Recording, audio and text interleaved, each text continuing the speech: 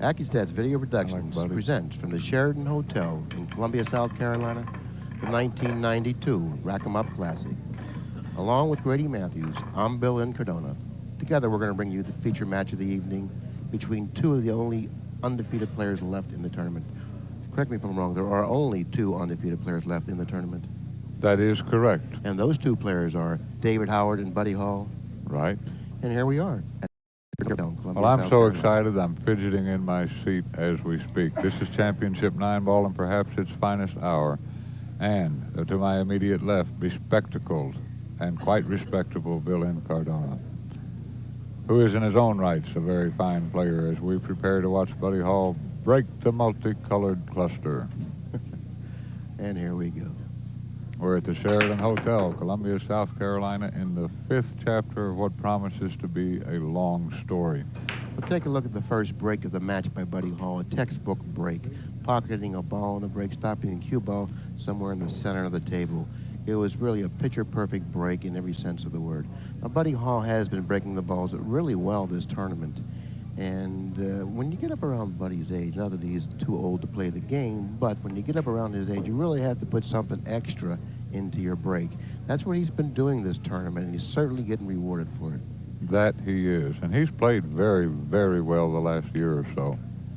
He was just voted Player of the Year, and of course, as we usually attest, in the opinion of many leading experts, Buddy the Rifleman Hall, quite possibly the greatest 9-ball player who ever played pocket billiards.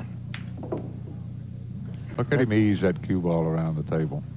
Yeah, that's a matter of opinion, and so many people agree with that assessment. Buddy Hall very well could be the best 9-ball player who's ever played the game.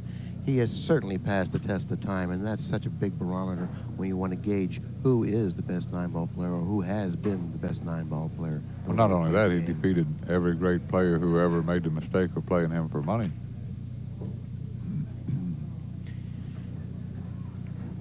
Well, he's in perfect line here. I believe he'll play the 5 in the side pocket and the 6 reposing about a foot to the right of the lower left-hand side rail. He's going to back up off of the shot and perhaps relook it. But I don't see any particular problem with this lie of balls.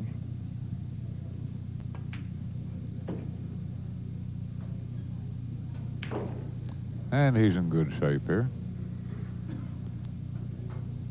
He's just about perfectly straight in. And again, this is a matter largely of individual preference. I prefer following forward a little bit. Looks like he's going to draw the ball. Well, I like going forward maybe 4 or 5 inches and then drawing the cue ball back, like so, for position on the 8 in the upper right-hand corner pocket. Now, all he needs to do now is to apply a good stroke on the ball, drawing it short of the side, and then anywhere in that area past the side. Buddy's an interesting guy, too, Billy. You know, he was born on a riverboat, and he is truly just kind of a good old country guy. Just as personable as they come. You can always see him talking to and edifying spectators. And one of the more popular players on the tour today. Everyone has a kind word to say about Buddy Hall, and he certainly deserves that type of respect. Do you know what the difference is between a baker and a 9-ball player? Well, there are quite a few differences between well, a baker the most and a notable player. one. The most notable one is this: a baker makes rolls out of dough. A 9-ball player makes dough out of rolls. I love it. I love it. I love it. And your wife Susan loves it also. Well, she's the creator of that particular pearl of wisdom. All right, and game number 1 goes to the Rifleman, leads in the match by the score of 1-0. Buddy Hall broke the balls in game number 1 just about as well and as perfectly as you could expect anyone to break the balls. And his opponent, David Howard, one of the best breakers in the world, for many years he's been regarded as the person who puts the most velocity into the break. But all of the guys here have been taking a little bit off of the break because of the Texas Express rules, and why don't you enlighten our viewers as to what exactly those rules are? Okay, I agree with that, but then again, I disagree with it. I agree with that in the sense that when we first incorporated the Texas Express rules into our format, the Texas Express rule states that any foul is ball in hand, including foul on the break. All balls stay down And also, any object ball off the table is a foul. Now, when we first started playing with the Texas Express rules, the players were very conscious of fouling on the break, so they sort of like let up on the break. But now that the Texas Express rules have been in effect for a few tournaments, the players have been practicing their breaks, and now they've gotten to the point where, hey, listen, I can still put velocity into the break and control the cue ball because this is an area of the game that I've been practicing on. So therefore, they perfected the art of breaking, and that's what they should have done years ago because the break is the single most important shot in the game. That's true. Let's watch Buddy play this billiard on the 9 ball. Now, for aspiring pool players, the cue ball, when struck with medium speed and knowing this will always exit exactly 90 degrees off the object ball, provided they are of equal weight. So let's see what happens here. He'll want a center ball hit, a little bit of left English in case he contacts the end rail first. That'll lengthen the cue ball out in that fashion and make the 9. And if any player is adept at shooting a shot like this, it definitely would be a player like Buddy Hall. Has excellent control of the cue ball.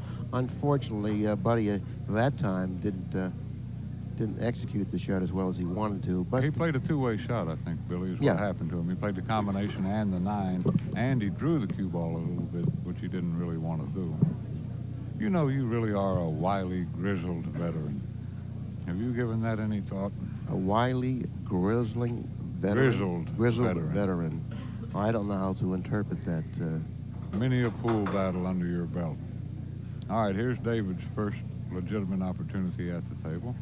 And this guy's kind of quietly been an underrated 9-ball champion for a good many years. He's won quite a few major events in his own right. Called the Giant Killer for just cause. Well, in case he has been an underrated 9-ball player for many years, the jury still isn't. I mean, the jury is definitely in on David Howard. He has passed the test of time also, Grady. He's shown the people here in our country how well he does play 9-ball. He has many tournament wins under his belt, many tournament wins. Well, the smoothness with which he struck that 1 ball, a rather difficult shot, impressed me. He's on the Mucci advisory staff. He owns a billiard supply business. And David's a rather nice gentleman. Most of these guys are like part of a big, happy family. I think I can honestly say that I'm proud to be part of that. Well, that's good. And I can honestly say that most of the players are gentlemen. Now, you are kind of like the black sheep of the family. Yeah, but only a few of the players really know that. You just happen to be one of them. I'm just kidding about that. You're one of the best guys out here, too. I enjoy teasing you and everything, your lack of talent notwithstanding. All right, let's see. Here's the patented David the Giant Killer Howard's break. Now, he breaks the balls with such power.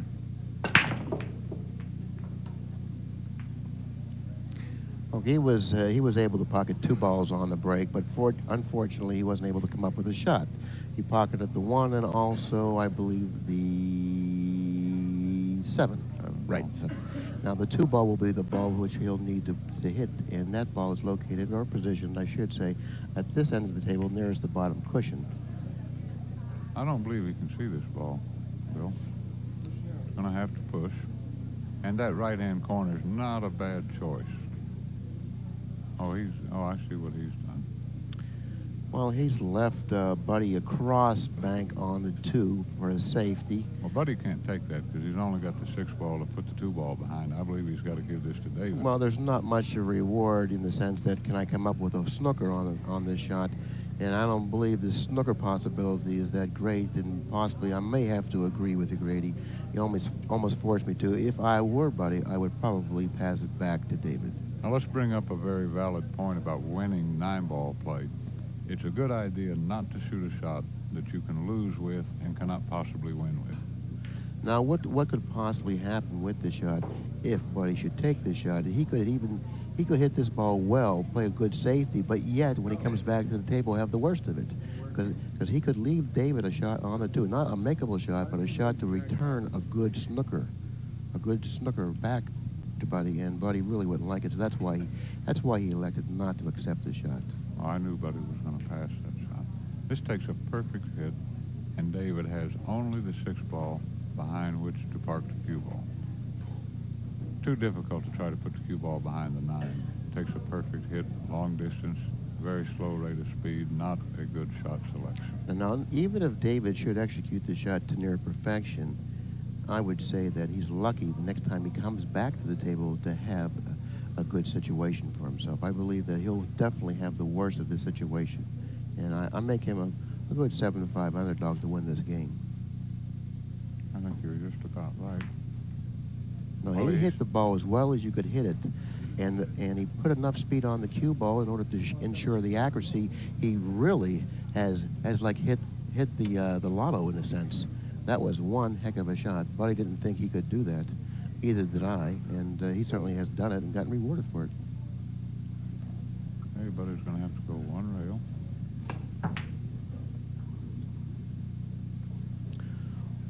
Okay, Buddy thought that David was in a lot of trouble. So did the rest of us. David came with an excellent shot and put Buddy in a lot of trouble. So Buddy kicked it to 2 balls, we all saw. And showed me again how it is that you win 9-ball tournaments, among other things. Well, you know, he got fortunate in the respect that he hasn't given up David an offensive shot, but David still has a very good safety. Yes, he has to be careful that that 2 doesn't squirt out around the 4-ball. See, this is lying naturally. For him to, I like trying to come back behind the 9, 2 rails, not 3 rails. Even the 5 possibly. I like that angle, coming and going, trying to go behind the 5. Don't risk the chance of going 2 cushions in the lower right-hand corner. All right, he went rail first. I didn't like that shot because going rail first, you really can't look for a hook on the shot. But if you hit the 2 first very thinly, play the side cushion and try to get back at the 5 or the 9 in that fashion, you could very easily come up with a hook. All right, Buddy's going to have to, I think he'll thin the 2-ball and come back down on table 2. Cut it to the right towards the 3-ball. A lot of good things can happen to him there, like so. Well, I believe the corner pocket's going to get him here. Well, he made a super hit there. That's a very difficult thing to do, what he just did. He made an excellent hit on the 2-ball. Matter of fact, he hit it too good. There is a case when you could hit a ball too good and end up with the worst of it, and that was one of those times when you hit the ball too well. David's in perfect line. He has only to float above the 4-ball, which is positioned on the far right-hand side rail, the 5 down around the spot. 6-8 up towards the other end of the table. That's just about perfecto. David has gone through his opponents with relative ease, and maybe if David Maddox or Pat Fleming could get a list of the matches that he played, we have it. All right, he's in. Well, there they are again. The efficient David Maddox and Pat Fleming has supplied us with a list of their victims and also the scores. That was really nice of them. You know, I noticed one day you were doing one of Alan Hopkins' matches, and you were one of his victims, and on the victim sheet you had omitted your name. You blame So me? when his broadcast came about, Well, when nobody knew that you had lost. Well, I sort of like got that from you. Whenever you talk to a potential sponsor, you know, and they say, hey, you know Buddy Hall or you know so-and-so, you go on and say, yes, he's never beaten me. And Billy, you don't get much of that out of me. In fact, I lost to Mike Siegel and got eliminated from this tournament today. 13-2 he beat me. And I thought I was playing well this tournament. It just goes to show you sometimes you can be mightily mistaken. At okay, any rate, after game number 3, David Howard takes the lead in the match for the first time in the match at 2-1. Now, very quickly, I do have a list of David's victims in front of me.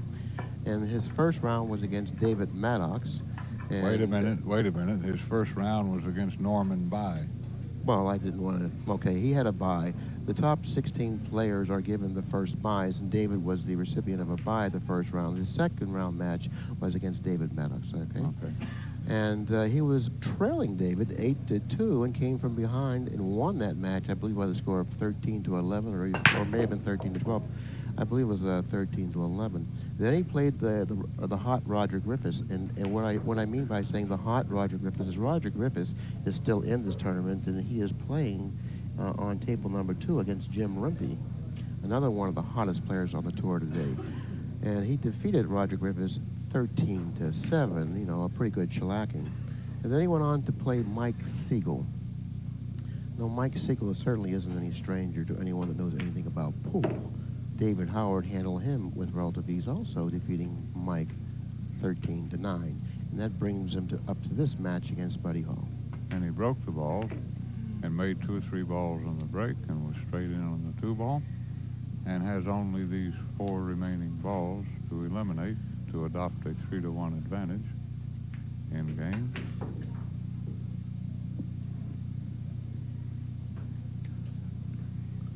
David's won, as I mentioned, quite a few major 9-ball events, including, if I'm not mistaken, the U.S. Open a couple of times.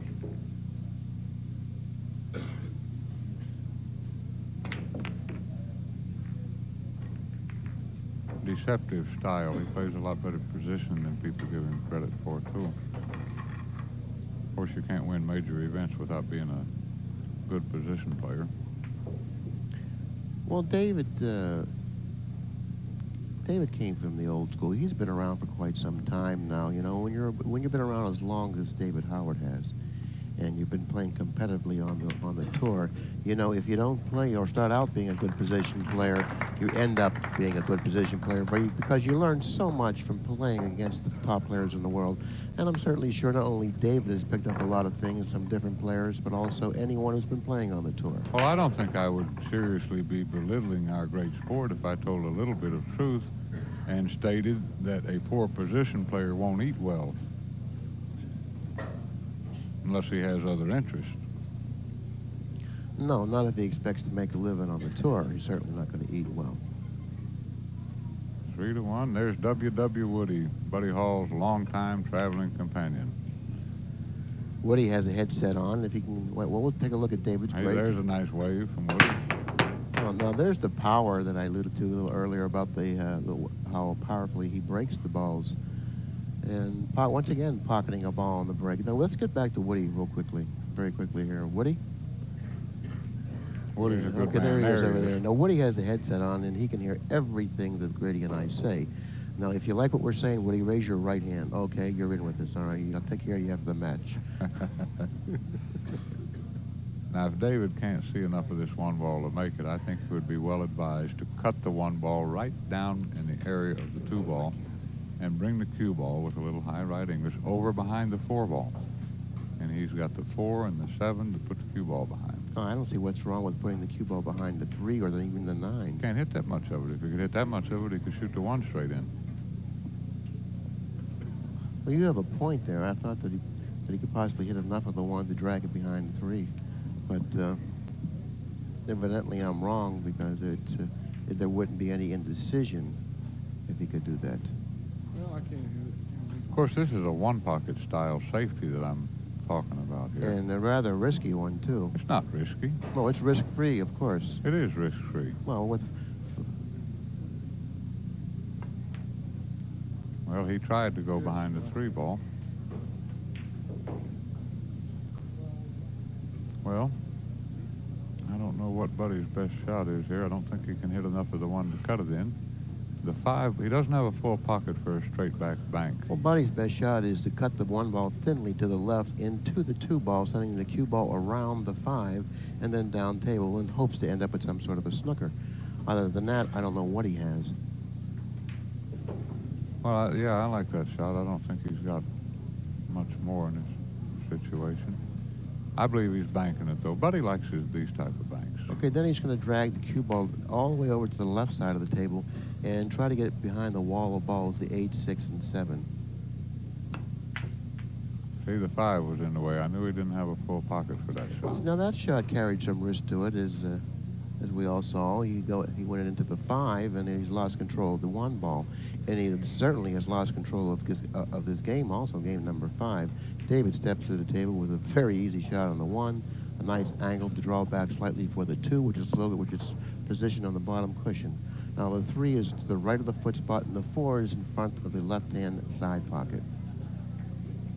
Okay. The only thing you can do wrong here is get straight in. David, far too clever a player to take a chance on that. Now he's gotten a nice angle to come up 1 cushion here. Yeah, 1 cushion. I like actually coming up 1 cushion, playing position for the 3 in the lower left-hand corner pocket. Like so. He has to come down a little further. I believe he was trying to play position for the lower right-hand corner. I like playing position for the lower left-hand corner pocket. And if he would have gotten down table another 6 or 7 inches, that would have made position on the floor just routine. Stop. Well, all he's got to do is make this 3-ball. This is low right English over to the side rail. This one of David's better shots anyway. Now play position for the corner pocket on this shot. I like position for the corner pocket on that shot because all you need to do then is make it in the corner and stop the ball for position on the 5 in the other side. Well, how are you going to play position for the corner there? What you do is you quick stroke it and you draw the cue ball to the side cushion, back out about a foot, and just accept a longer shot for the corner. These are forgiving pockets. It's not going to be that tough of a shot. And if you got that, if you get that angle, you're in an ideal position. You know, he ended up in an ideal position for the 4, but of course it was only a small area there where he could have done that with. That's true. But again, you could take 10 different professionals and they might play that a little differently, each one of them. Well, it's hard to fault their thinking. Well, what I did was I just brought out the percentages in playing position for the 4 in the upper left-hand corner pocket. Quick stroking. That sounds like a Chicago stroke. You use a lot of tip speed, okay, to draw the ball to the side cushion. It's more of a wrist shot, okay? You use a lot of wrist, and that increases your tip speed, which gives you a lot more backspin on the cue ball. Well, let me ask a question because I'm not sure I understand exactly the stroke. If I understand correctly, it's the same flick of the wrist that you use when taking money out of your pocket. Yeah, very similar. Okay. And although I don't get to see that totally often. Contrary to the one you use in paying it back. Okay. After game number 5, David Howard takes a 3-game lead in the match, now with the score being 4-1. Well, Buddy might have been a little better advised to study that 1 ball a few more seconds. That looked like a real hard shot to me. Well, you know, it did carry risk to it, as we all saw. You know, the results prove that. Of course, they call him the rifleman, and why not? He's come with so many of those long, difficult shots over the years. Yeah, well, he tried to miss the 5 and then dragged the cue ball to the left side of the table in hopes to get the, well, he hit the 1 ball with a lot of velocity, which, you know, he more or less put a little more gamble into that shot than I thought that he should have. All right, David can see the 1, if I'm not mistaken. Yeah, might not be able to, but it's very close whether he can see the 1 or not. Well, there's Jim Rimpey playing Roger Griffiths on table number 2, and Jim Rimpey's the player with the lead in the match, 4-0 and at the table. Now David Howard is pondering over the situation he's confronted with here. I don't know if he can see the 1 or not. We don't really have a good angle on the shot to determine whether or not he can see it. Well, we'll know in a moment. I don't like his kick possibilities. If he goes rail first, like he did a couple of games ago to try to play the safety, cue ball should go right into the 3-ball, and I don't think he'll like the result of that. No, there's really not much of a future in kicking this ball. He'd have to kick this ball absolutely perfectly to get away with it. And John Childs, one of the promoters of this star-studded event, asked me to shoot a few trick shots tonight. I know you won't want to miss that. That'll be about 7:45. I certainly won't. Matter of fact, I'm going to keep score on how many of your trick shots you make on the first attempt. And on the next telecast, I'm going to enlighten the viewers how many it was. Okay. Uh-huh. I don't mean to put a little extra pressure on you, but you're a person who likes the pressure, so you'll be able to deal with it. Well, the pressure of trick shots, where I'm not relieved of any money if I miss them, is negligible. I mean, I'm used to paying off when I dog a shot. Okay, now David pushed for a kick, and I don't believe Buddy should accept this because this is a... I believe this goes, Billy. Does it pass underneath the 4? Okay, now, if the 1 ball is cuttable into the corner pocket, now Buddy's looking at the kick possibility here. And if I were he, I certainly wouldn't accept the kick. Let David kick it because you have to hit this kick absolutely perfectly. This isn't get away laying with good. it. This isn't laying good for a kick. No. He'd have to hit the 1 ball very thinly in order for the cue ball to get up table between the 3 and 6 after contact. I wouldn't do that 1. anyway. If the 4 doesn't go past, I mean, the 1 doesn't go past the 4 into the pocket, I would play a safety and send the cue ball back between the 3 and 6 and play the 1 ball 2 rails back beneath the 2 ball. You could soft roll the 1 and try to hook David in that fashion. But kicking I don't like. I don't mind this. Wow, he was able to get that deeply behind the 1. If he would have struck that ball a little harder, he really would have liked this position. He's not going to like it when David leaves the table here, I don't believe.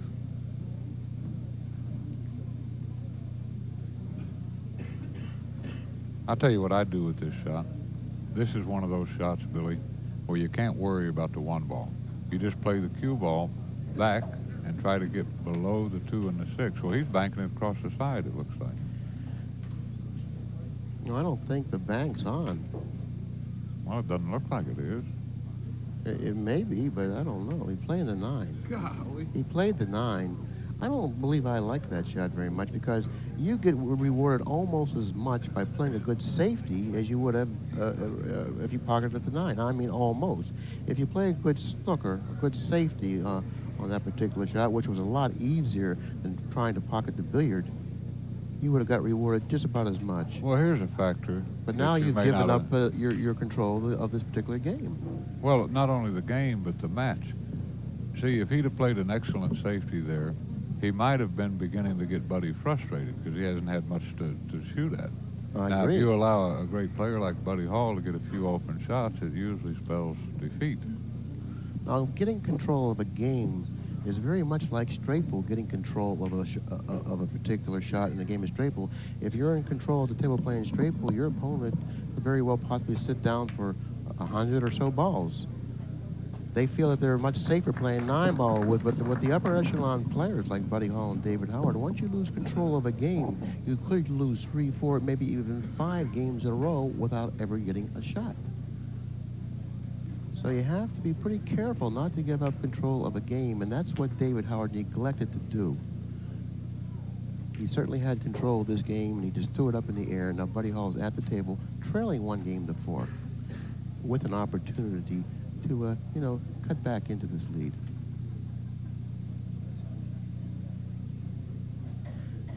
Well, he's in pretty good shape. He'll just go down to the end rail here. He'd like to not get exactly on the end rail. He'd like to be up an inch or so. That's just about right. If he had gotten exactly on the end rail, then he would have had to either completely lag the 4 ball or go around the table, which was fraught with peril, to say the least. Yeah, he had a lot of interfering balls in the 9 and the 7, but of course the 9 was a good interfering ball. If he would have hit the 9, he may have pocketed it. But despite that, that possible situation, he didn't end up there, and he ended up in a perfect line on the, I believe it was the 4 ball. This rack at this point is just about over. Well, he has only to shoot in the 7 ball. Okay, now in game number 6, that is, on the circle game number 6, I'll write control under there, and we'll all know what that means. He gave up control of game number 6, David Howard, when he went for the billiard on the 9. Now, game number 6 may turn out to be a very, very big game for Buddy Hall. Well, what it has cost David remains to be seen because Buddy is still at the table. That's exactly right. And the corner ball has been going in prior matches on this table, and I don't know how frequently it's been going in this match. I haven't been paying much attention to it. But Buddy Hall, the player who's about to break the balls, had a huge success pocketing the corner ball on this table. And if that type of success comes back to him in this match, he may not give up the table for quite some time. And he started to play position on the 1, and when a player starts doing that, the caliber of Buddy Hall, that's very deadly. Well, Buddy is one of the best that I've ever seen at determining where the best place is to break on any particular table and where to break from. He beat me in the finals in Virginia Beach where I was playing better than Buddy or anybody else in the tournament, clearly that particular time. Yet he outbroke me going away, and he did it with a soft break. And playing position on the 1. And playing position on the 1. And I broke in normal fashion, and I scratched 3 or 4 times, and that was all it took to lose. And anyway, after the match, rather analytically, if I do say so myself, I That's a matter of deciphered the opinion. fact that he had won the match by using his head. So I give him all the credit in the world. Now, he didn't come to this spot he's in now by accident. Just like Nick Varner, if you want to watch what they do after hours, come in the practice room some night at about 3 a.m., and you'll oftentimes see Nick Varner or Buddy Hall practicing only the break. Okay, now the corner ball did go directly into the lower left-hand corner, but with the velocity that he hit it with, he certainly wasn't playing position off of the break. All he wanted to do then was to pocket a ball on the break and take his chances. All right, I believe that he's going to bank this ball across the side. The safety No, isn't there's really no easy. chance of it, but the angle's just not there. It's too haphazard of a shot for Buddy Hall. He's not going to attempt the shot. I'll lay you 500 dinners to a hamburger. All right, that's a wager. You got a bet. All right, oh yeah. You're not going to claim that as an attempt to go cross-side, are you? No. Well, that was generous of you. No, I wouldn't do that. Certainly not. Okay, if David can see the one, he should consider himself fortunate because he could have very easily been behind the 8 and completely and totally out of control of game number 7. But if he can see the one, he may be able to get back the control that he had in game number 6 that he so foolishly gave away. Now, if he can see the whole one, he's in great shape. He has only to put the cue ball behind the 2 ball. Look at this shot. All right. Ask me if I think he knew that lower right-hand corner pocket was on the table. Well, let me ask you another question. If you were him and you were shooting that shot, would you have played the one or would you just have played the hook? No, I wouldn't have played the one because one of the things I've learned the hard way, Bill, is that even if you play such a shot and come close to it, what happens is you don't want to leave the object ball close to a pocket. You want it out in the middle of the table, away from a rail. These great players will kick in a lot of balls close to the pocket. David made an excellent shot in playing position on the 3, pocketing the 1 and then going into the 4, freeing the 4 from the 3, coming up with a nice shot on the 3. That was a nice shot, and it looks like it's awarded him game number 7. Well, let's don't call this a foregone conclusion yet. No, but I would venture to say that he should get out a good 97, 98% of the time from this position. Oh, I so I know agree. I'm going out on the limb a little bit here, but I can gamble here. Now he's going to look and make sure he gets He the wants to angle see if he can reach it comfortably. He wants to be able to reach it comfortably because if he can reach the shot comfortably for the position on the 6, he'll be able to draw it back with relative ease. Or now he's going to go cross table. That's a good choice. Now he can reach it very comfortably. He'll go 1 or 2 cushions actually cross table, then toward the 8. Right, and he's gotten a perfect hang. It doesn't even matter if he gets straight in here on the 8. Now the position of the 9 close to the corner pocket. I don't like what he's done here. He's drawn the ball back too far, too deeply, and he's gotten behind the 8, and he's created somewhat of a problem for himself. Not that he can't handle it, but I think that he should have really positioned the cue ball in a better location than he did. Above the 8 would have Yes, been better. much, much better. He's going to draw this low right English to the left of the 9, down to the end rail, and up. Now he's going to try to See, go around above the 9. 8 would have been better in 2. Oh, well, above the 8 would have been better in 2 regards, and that is it's easier to pocket the ball, and it's easier to play position on the 9. But despite that, he was able to win game number 7. He feels good that this game is over. He played himself out of line on the 8, but he recovered. David Howard now leads the match with the score being 5 games for Howard, 2 for Hall. Well, he was fortunate. He made a pretty pronounced mistake in our estimation, and it cost him 1 game, which he just got back, so he's in pretty good shape. There's a classic shot of Buddy Hall in utter repose, racking the balls, as we witness you doing so many times as you so docilely accept yet another defeat.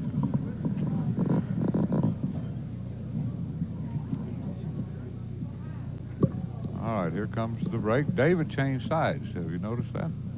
No, but you did, so therefore, now I have. Okay, 1 on the side. 2 balls going to find its way over in front of the lower corner pocket. and he has come up with a shot. 3 ball at the other end of the table beside the 9. The problem area is by the foot spot where the 6 and the 4 are located. The 4 is the ball that's underneath the 6. The 6 is the ball closest to the foot spot. There's where his problem is. And right now he's going to have to decide what he wants to do to deal with it, because the position on the 3 will tell the story on how well he can get on the 4. So therefore, he must deal with the 4-6 problem right now. I'll tell you what I like here. I think he's got an angle to go 2 rails and skim across the top side of that 8 and possibly come out into the 6 ball. Well, I think that if he tries to cheat the pocket, considering the distance between the 1 ball and the 2 ball, he's asking for trouble. I myself would just go ahead and pocket the 2 ball and deal with the 4-6 problem at a later date. Well, there's no later date. Armageddon is now. What are you going to do? I mean, the 3 balls are 1 ball before the 4 You don't want to ball. give up control of the table. He made that mistake before. Now, after pocketing the 3, the cue ball will be down this end of the table somewhere. He may even be able to play a good snooker off of the 4. Right, I like that. Yeah, he may even try to go 2 cushions into the 6-4 here, possibly. That's dangerous because there's not many ways you can hit that 6 ball and have a shot on the 4. Well, one thing for certain, he's going to hit the 3 ball with the speed that'll get him back down this end of the table. If he should happen to go into the 6, chances are he may come up with a shot on the 4. Well, he's over the 6 ball for bridging purposes, and he has to be careful not to run into the 7 any kind of way. Well, he's never been promised a rose garden, but players like David Howard certainly have a way of correcting little interferences like the ones that are in front of him. Now he has to hit it with the speed to get back down table, and if he doesn't do that, he's going to find himself in a dilemma. Well, he can see part of this ball, I believe, and if so, if he can see any part of this 4 ball, he's got a good safety. Cue ball back up at the other end of the table, and according to how thickly he can hit the 4, he can either play it for the middle of the end rail or over back behind the 6 ball. There, he's looking to put the cue ball behind the 9. That's a shot I like.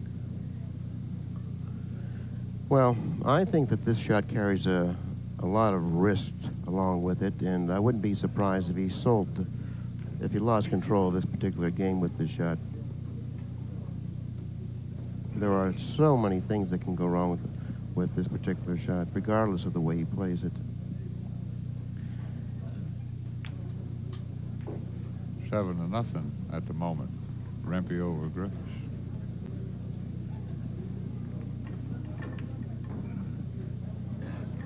Oh, he had plenty of room to get it to the end rail. Looks like he's left Buddy a billiard on the 8 here, Grady.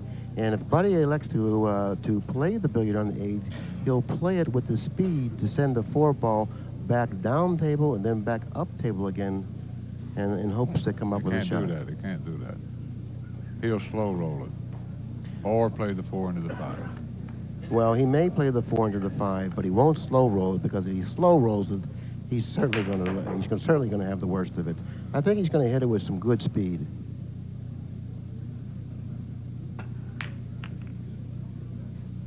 Well, you were right, Mr. Cardone. Well, You don't have to call me Mr. Cardone. I'd much rather have you call me Billy. Well, I call you Mr. Cardone naturally in deference to your advanced years, but aside from that, on the occasions when you do make a correct call, I like to be a little bit respectful. All right, he could have come out a little better than that. Yeah, he really got a lot of action off the cue ball, and the cue ball went up table. He didn't expect the cue ball to go that far up table. Well, I don't think the 4 passes the 6. I believe he's shooting at this and going to let the cue ball go into the 6 ball. Well, he could be. He could be. It's a difficult shot, but... I almost said I couldn't get my lips to work, that could have been a 2-way shot. Well, he kind of got like unlucky and then unlucky, and he really did get unlucky. After pocketing the 6, the 4 seemed to have just squirmed his way in back of the 5. And I don't believe he can pocket this ball. It's very marginal whether or not he has enough room to pocket the 4 ball. And from the angle that I have, which really isn't that good of an angle on this particular shot, I would venture to say that he cannot pocket the 4 ball. Well, you may well be right. I don't think he can either, or he would already have shot. And if he can't pocket the 4-ball, he's certainly in a real bad situation here.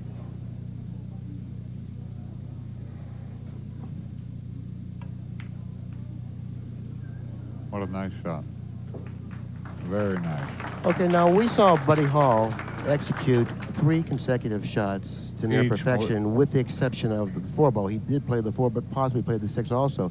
Now, the billiard he executed very, very nicely. He didn't get rewarded for it.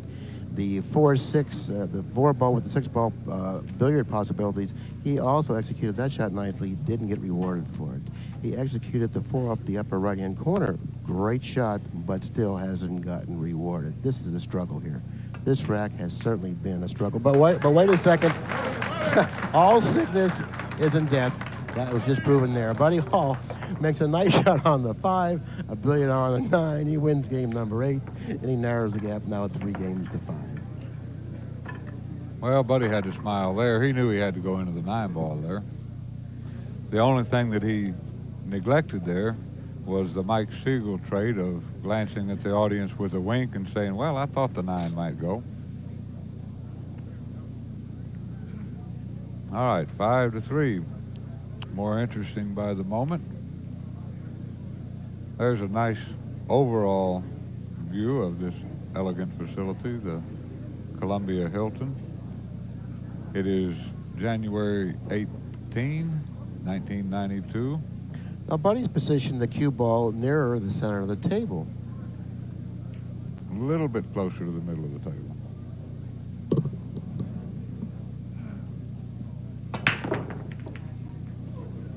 Well, he got pretty good action on the break, and the 9-ball went toward the lower right-hand corner pocket. There's a good shot of Pat Fleming, our erstwhile producer.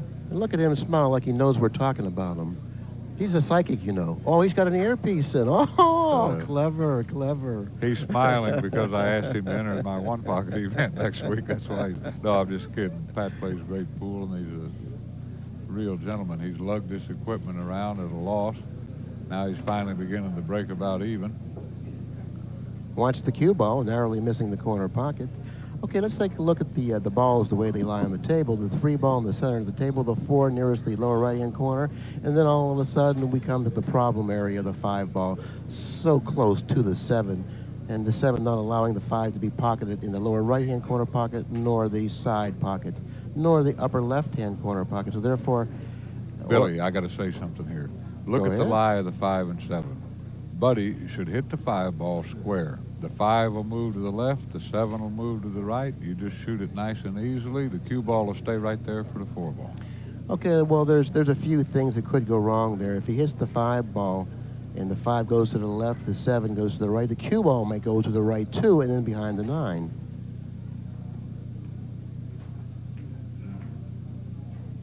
Okay, now Buddy was guilty of the same thing that I've been guilty of so many times in the past, is that I would take my eye off the object ball and concentrate more on where the cue ball is going, and that really is a rookie mistake.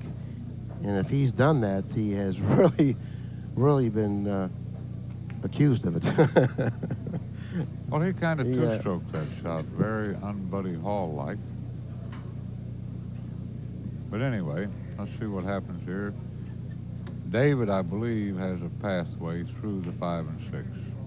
And I must say, David Howard is one of the best players in the world at detecting whether or not the cue ball will pass through very narrow apertures. And how would one determine that? Well, it's necessary to first look at the right edge of the cue ball and the left edge of the 6. Then the left edge of the cue ball and the right edge of the other ball, whatever it was, the 5-ball, I think. Well, he couldn't see enough of it to make it. He tried to bank it. And Buddy, very fortunately, is going to step up to the table with a very reasonable lie of balls. Excuse me, I just sneezed. And there's John Childs passing beneath us. He's the manager of the Sheraton Hotel. There's a nice overview of the diamond pool table. They are also sponsors of this great event. How many of the waitresses have you made acquaintance with this week, Bill? Well, I would like to brag and tell a lie and say about just every one of them, but I'm going to tell the truth. I really haven't talked to more than 2 of them this week, and Well, you know what I got shot down twice. You know what happened to me? You'll love this. You'll love this. Yeah, I'm over There 2. were these 8 beautiful women working in this place, and I walked up to them and I said, "Which one of you lucky girls gets to go out with me tonight?" And Louis Roberts was standing behind me, unbeknownst to me, and he, without missing a beat, said, "Well, Grady, whichever one of them it is must hate herself." Is it over? Oh, now you're going to grimace and shrug at my little story as we watch Buddy Hall perpetrate the inside English theory. Which is what? After all the stories that I've listened to you tell, are you kidding about those cold, blustery days in Chicago when you relieved some poor sucker of $47? All right, he lacks only the 7 and 9 to narrow the gap ever more convincingly. 4 games to 5 now. Advantage David Howard.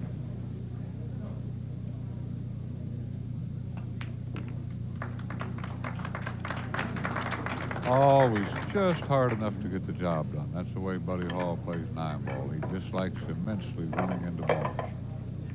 See, I know how Buddy thinks. He hated going into that 5 and 7 ball so much that he decided to just hit the 3 into the rail. Yeah, it's so unlike the way Buddy Hall plays the game. He really is opposed to going into balls. And when he elected to go into the shot that you described was a good shot, I thought that he may have had an earpiece on. It was delirious.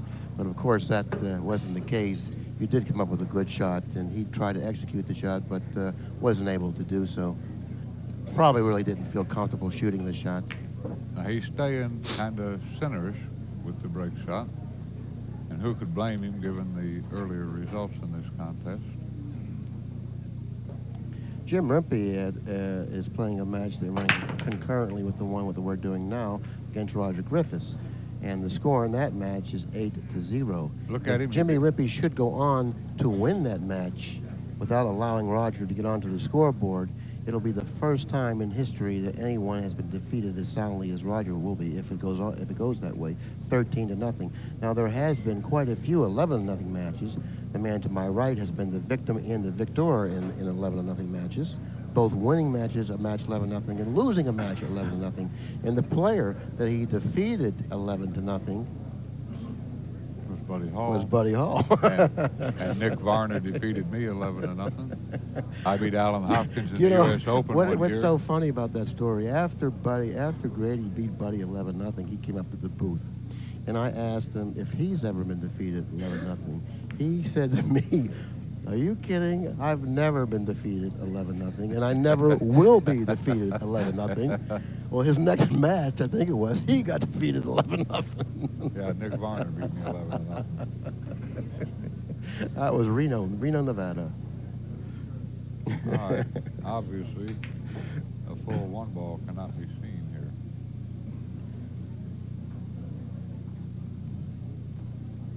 So David elected to push. Now, there's no way in the world that David's going to get this shot. Well, Buddy's going to put him snugly against the 6 ball. I believe he's going to try to position the cue ball behind the 6. I believe he has the angle to do that. He's going to hit the 1 ball fully, crossing it in between the 4 and the 8. The cue ball will then should take the natural path through the 1 ball toward the diamond and a half on the long cushion, and then going back to the 6. I like coming behind the 9 better. But Well, how about cutting it in? well, he played the 2-way shot. He put him behind the 6.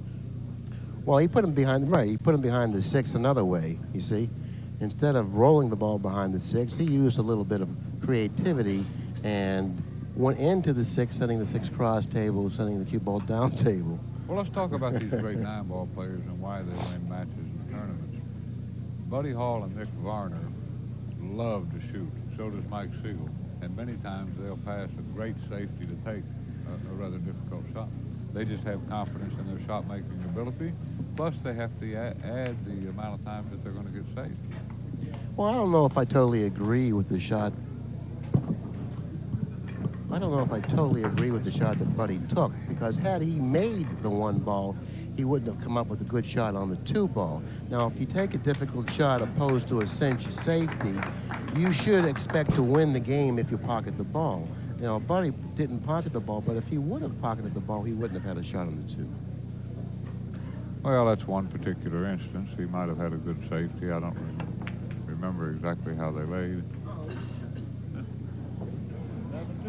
Okay, now Buddy kicked it the 1 for a safety, and he wasn't able to kick it well enough for the safety, but fortunately, the 1 went into the 5, pocketing the 5 in the upper right-hand corner. He's at the table, and this certainly is something that he is delighted to see happen, and it was a really what you call a fortuitous roll.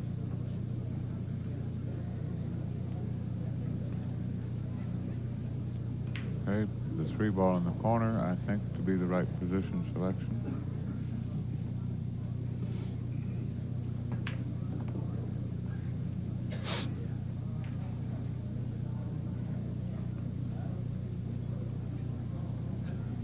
That's a real good roll he got there.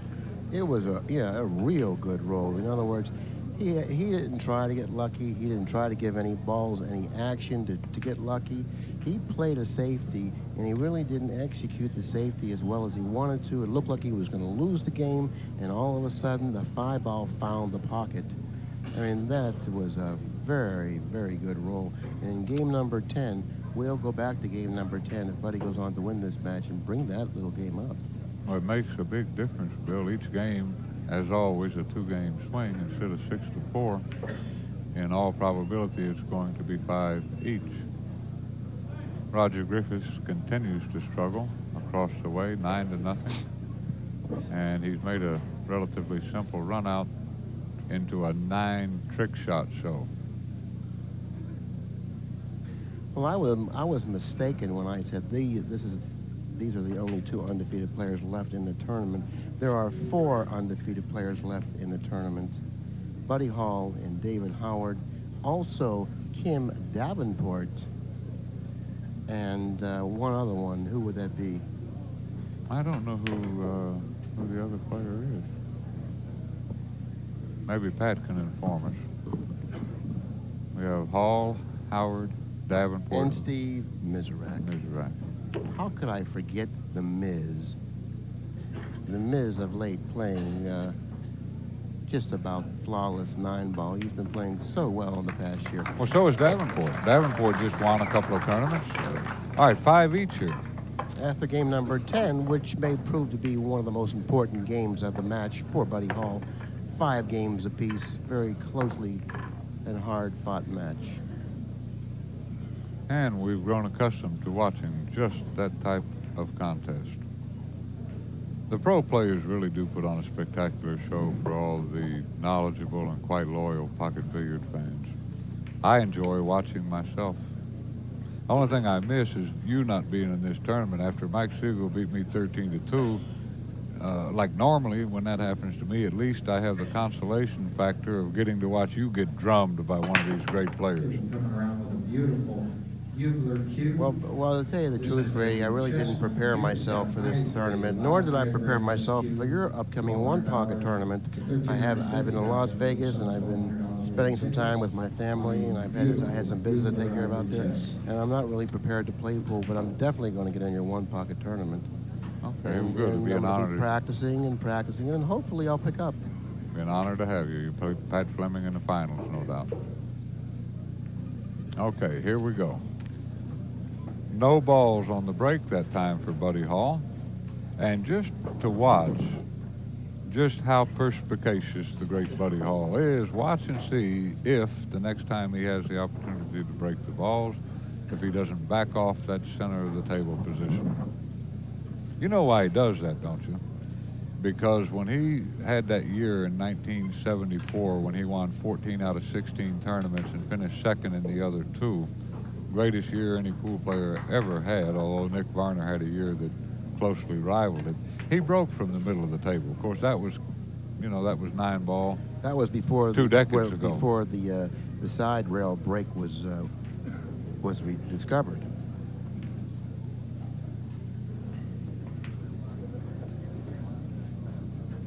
David's in pretty good shape here. He can stop the ball, come forward a little bit. He'll come forward a little bit, making sure that he gets a better angle off the 6 to get safely up table close to the 7. Now this shot should be a little easier for him to control the cue ball with. Well, this is perfect. Go 1 or 2 according to your preference. He takes the 2 rail. I like the way he shot that shot because he took the angle on the 7 that he needs to have to get safely onto the 8, and I might add very easily onto the 8 that way. He can get onto the 8 with little effort, as close as he got to the 7 ball and with the angle that he ended up with. Okay, game number 11 goes to David Howard, who now takes the lead in the match at 6 games to 5. Now, up to this point of the match, if I had to pick a favorite in the match, I think I would have to pick David Howard. He seems to be doing things a little bit easier than Buddy. Buddy, I feel, up to this point, was the recipient of the better rolls, a couple of real big rolls, matter of fact. Well, I don't know. I've seen Buddy, you know, hit a few shots and come back and never miss a ball for the remainder of the match and or the tournament. Oh, there's a nice view of the camera. Don't you like the way Pat gives us the stationary camera? Isn't that lovely? No, I really don't, because yesterday we took another look at the camera. We took a look at the camera yesterday, and it looked the same yesterday as it does today. And I asked them if they would put like a smiley face on the camera, you know, maybe with yellow paper or something, and draw a smiley face, so therefore when they give us a picture of the camera, you know, they can color it up a little bit. But no one listened to me. Let's take a look at the camera again real quick, Rick. Look at it. Look, is that a boring picture or what? No smiley face, nothing. It's just a camera. But it does its job, like Rick Bowley does his job so expertly well. Well, David broke the balls real well. He pocketed 2 balls on the break. He's got a shot on the 2 ball. He may have to go around the 6 ball here, Bill. I can't see the exact angle, but I suspect that may be the route he'll have to select. No, he'll go in front of the 6 ball here. Right across table like this, in front of the 6 ball. All right, he's done so nicely. Now he's got a nice natural 2-rail angle out off the 3 ball for position on the 4 ball, which is about 4 inches off the lower left-hand side rail. Okay, now if he was closer to the 3 ball, then he would go the 1 cushion route, which would give him the angle on the 4 that he needs. By going 2 cushions, he's going to have somewhat of more of an awkward angle on the 4. He doesn't want to get really straight in on the 4, so he has to make sure that he doesn't get straight in on the 4 here.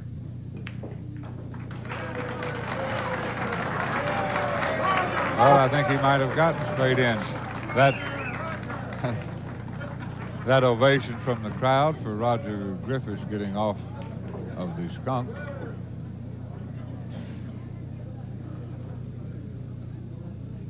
Well, don't get me started talking about that. That's something I've always hated about tournament pool anyway.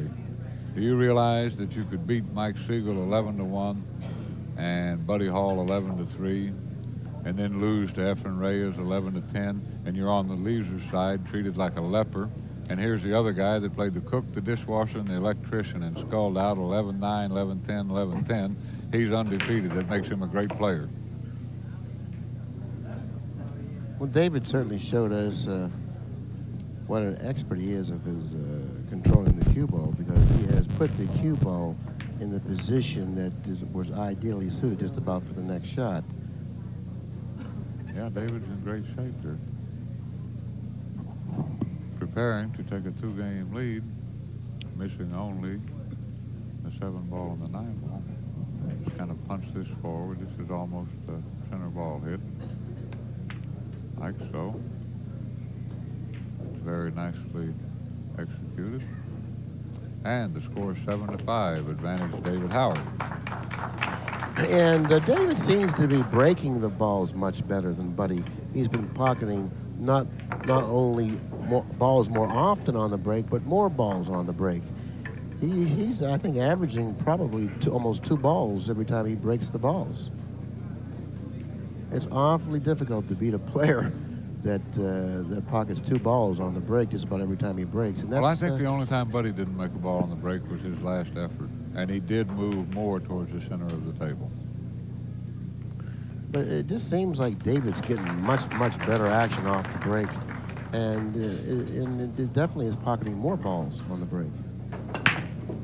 There's the corner ball again, and there's the one ball. There's two more balls on the break, possibly three. Now look, here's the six ball. Now had he not scratched in the side on the break, he would have then pocketed three balls on the break. He would have had a very easy out, which would have given him a three-game advantage, but that's not what happened.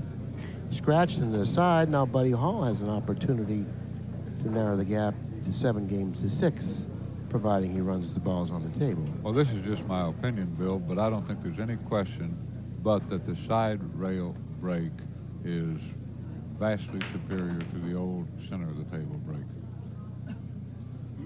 For 4 very valid reasons. You scratch less, you get more turning action or English on the balls, you get position on the lowest numbered ball, and our leading candidates in this one particular category, they pocket the one in the side pocket an amazing close to 70% of the time. And there's another reason why the side break is superior to the center table break or off the bed of the table break, and that is I feel this. I feel that you can hit the balls harder breaking from the side. You get more leverage into the break. You know, because you're up higher and you're going I want to bring into a point to you that you might not be familiar with. Buddy's in pretty good line here. He's got a nice one-rail angle here to get on the 5-ball. Years ago, there was a period of time when a lot of money was won gambling for that particular time. And the way the money was won was like this.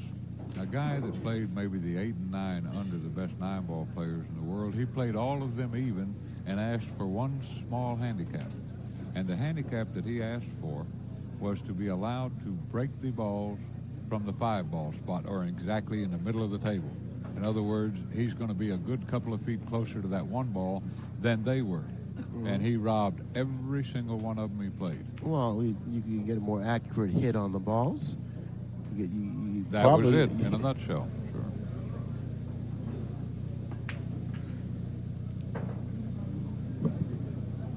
All right, Buddy kind of tiptoeing around the table. Okay, now the scratch now off of the break is deadly. Before the Texas Express rules were implemented into the format, the scratch on the break didn't have to be an automatic loss of game for the person who scratched. But now, anytime you scratch on the break, you can expect to lose that game a good 80-90% of the time. After game number 13, the score is 6 games for Hall, 7 for Howard.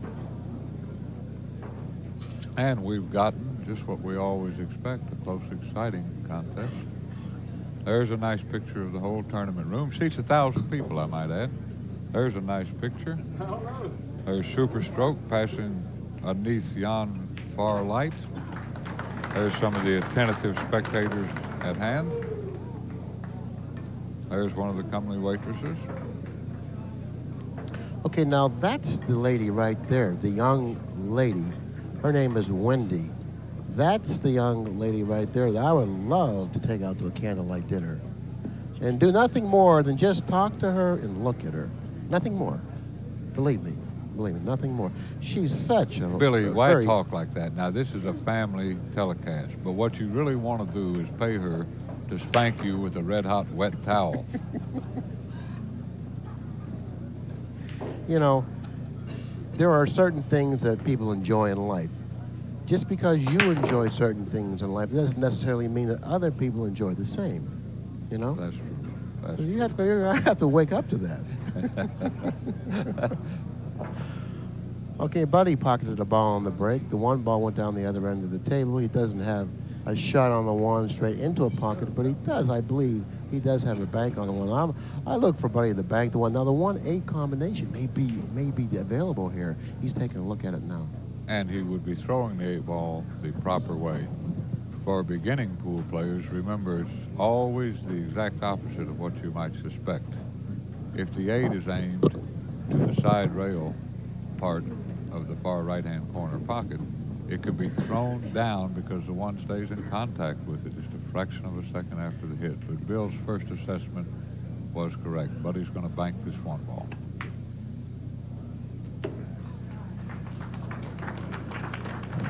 Well, they don't call him the rifleman for nothing.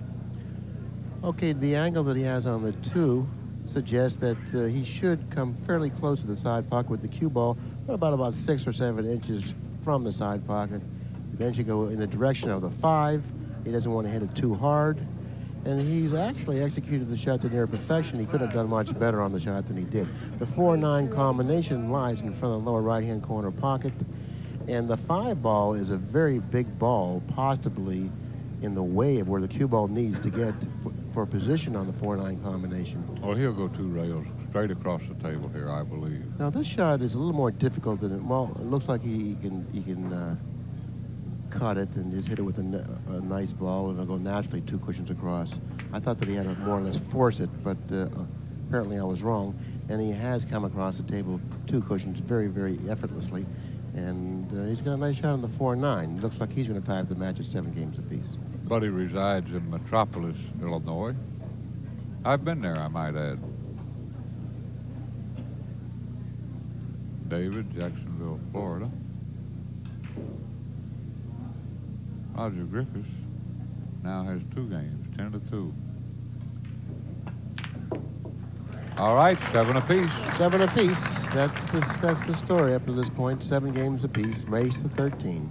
We're at the halfway point. Both players have had their moments and had their opportunities, and we have a dead even match. Let's see if Buddy backs off of that center of the table posture. I don't believe he'll keep breaking from that spot. Well, you know, he just broke from the center of the table, pocketed the ball on the break, banked the 1, and ran the balls and got a combination. He'll probably go back to the center. Well, everything's relative. I mean, move it back to about 4 inches left of center, as he looks at it.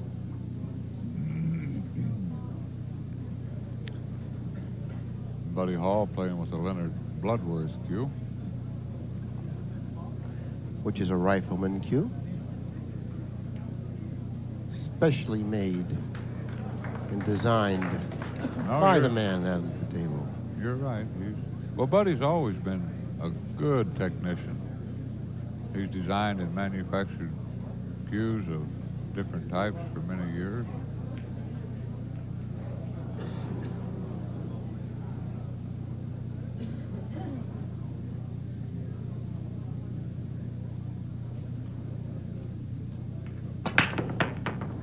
There goes the 9. Now that's a rarity.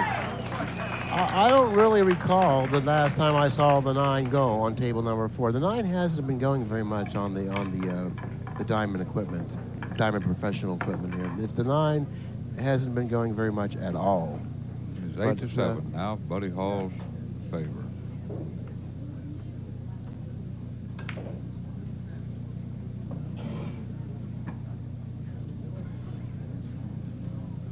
Well, he'll sure keep the same break position after pocketing the 9 ball. Gonna walk up and check the rack.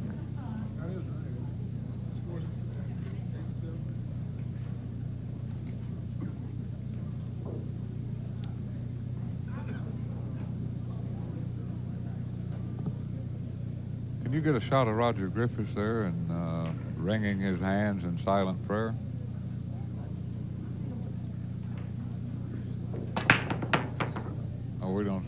I don't see him on the monitor. There he is. Now Okay, there's the picture. Buddy Desolation.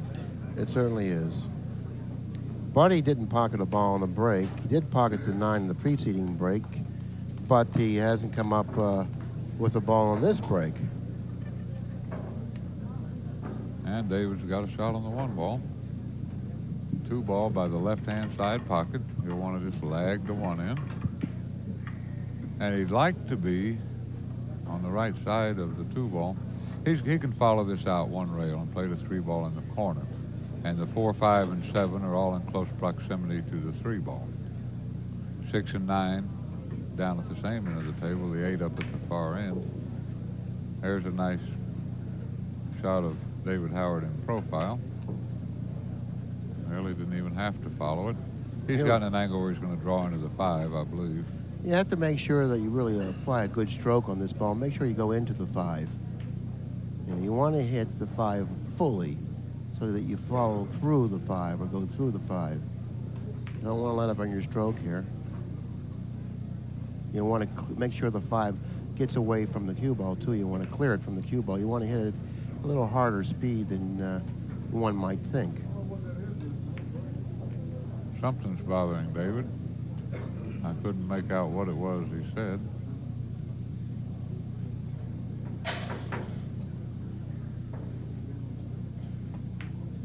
Well, he didn't go into the 5. He must have liked the angle playing position for the 4 in the other corner pocket better. Well, he made a nice shot there. He can play the 5 in the corner or the side. I like just stopping the cue ball if he's exactly straight in.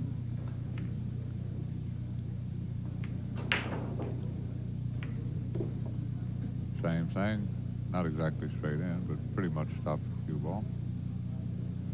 And he'll have a nice angle to get from the 6 to the 7. And he got an awkward angle. He's got to force this out. Yeah, it looks like he's got a pretty good angle. You know, he's got a good angle. This motor's cloth will aid him on this shot anyways. I thought he was more straight in than you suggest, Bill.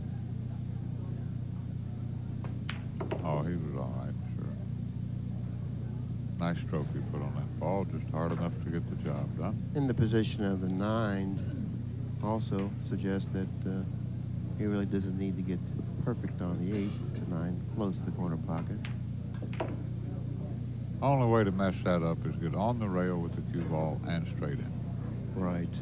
And then you're going to have to settle for the long shot on the 9. Right. Straight in is all right if the cue ball is not on the rail or either side of the 8 ball. Right. So your main concern was making sure the cue ball left the second cushion so you could bridge it comfortably. 8 apiece. 8 games apiece after 16 games in the match. I wonder if Pat Fleming lies awake at night and dreams of like 12-12 matches, things like that. Like you and I might dream of going to Acapulco or winning $1 million. I think he dreams of 12-12 matches.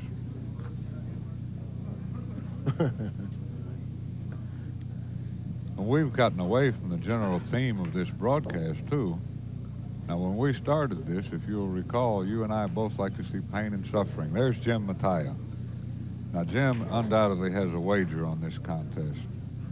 I wouldn't think so. Jim's been rather sedate the entire tournament, and looks like he's like really mellowed out. And I like seeing that in Jim. You know, he seems much more comfortable with himself. Well, you know what I like about him? We've had our differences over the years, but Jim adds flavor and style and excitement to a tournament arena.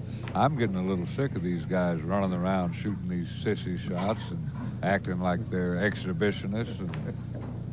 And if they're in the winner's bracket, they drink milk and go to bed at 7:30. And if they're in the loser's bracket, they're drunk and telling you about giving some guy the 7 ball for a sawbuck 30 years ago. Jim does bring excitement to pocket billiards, and that's what we need. Well, he certainly does that. And David Howard made a real nice shot, reminiscent of a 1 pocket shot, floating the cue ball cross table behind a couple balls. Type of a shot you may see someone execute playing 1 pocket. And I was told that David Howard plays a fairly decent game of 1 pocket. I never saw him play a game, and I thought that he didn't even know how to play. So I challenged him the other night, and someone told me that he played a pretty decent game. Whereupon you backed off. Nevertheless, I'm still not going to back off. Okay? Oh, you're still going to play. Okay. Nice hit. All right, again, it pays to hit these. Now, these pockets are incredibly soft this week. That being the case, David can pass this by the 4 ball, if I'm not mistaken. He's going to look at it. Well, the position of the 3 ball may preclude him from attempting the shot because he has to get back up table for a reasonable position on the 3. And if he rolls it in, he may be able to pocket the ball, but he's not going to be able to leave that side cushion very far, and he's going to have a real tough shot at 3. No, he can't shoot it. If he tries to put the cue ball over behind these, oh, that wasn't a good shot. No, he really should have put more thought into that particular shot. It really wasn't lying natural to do.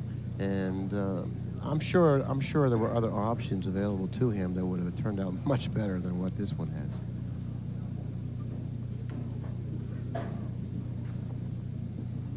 Okay, here we go. All he's got to watch here is the cross the side scratch. Main thing, just try to pocket the 2-ball in the far left-hand corner.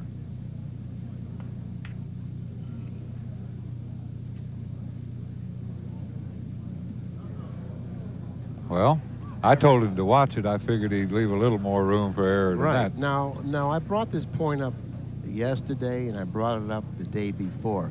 Why is it that the players, the world-class players, the top of the field, the upper echelon players, always know how many rotations are going to be on the cue ball in certain shots? In other words, they know a half a rotation more, and he would have been in the drink there.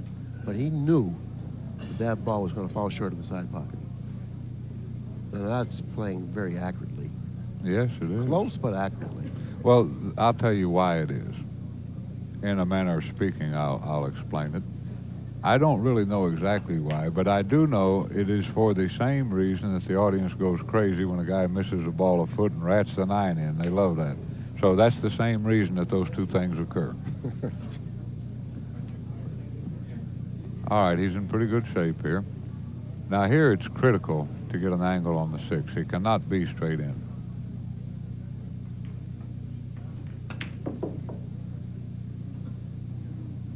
And he has obtained an angle. He'll follow this out of there, 2 rails. Now the more high English he uses, the shorter the cue ball will come. He does not want to scratch 2 rails. And he'd like to be maybe, 8-10 inches, a foot maybe, short of hard enough to reach the corner. That's very good speed. Just like that, about a foot short. And that fashion, even were he to miss-hit the shot and misjudge the position, at least he wouldn't scratch. Jim Rempe just defeated Roger Griffiths, table number 2, by the score of 13-3.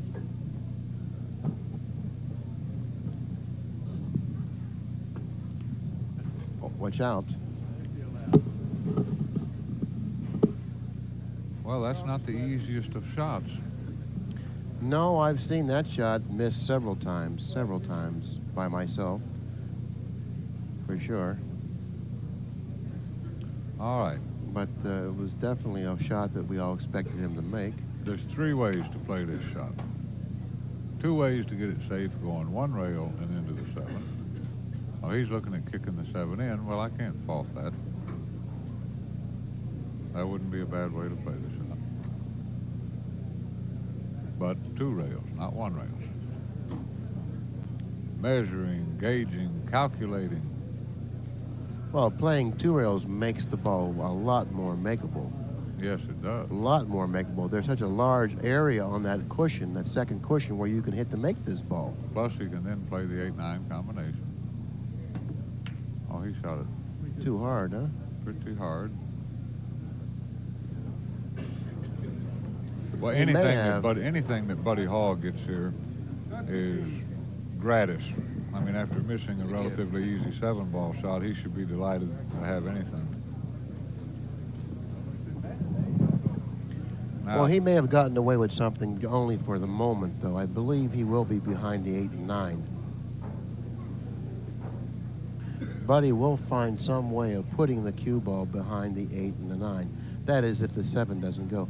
And if the 7 does go, I don't know how bright of a future he has anyways, because the 8 doesn't go. Can't get on the 8, right? You know, so why would you even go after this shot? Well, he'll go around the table. Watch this. One of the prettiest shots in the pool. I don't know about going around the table on this shot here. This is very close.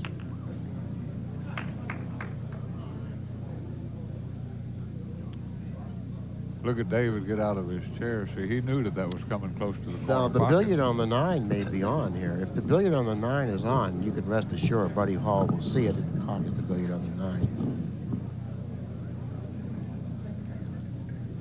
Now, not necessary to draw this at all.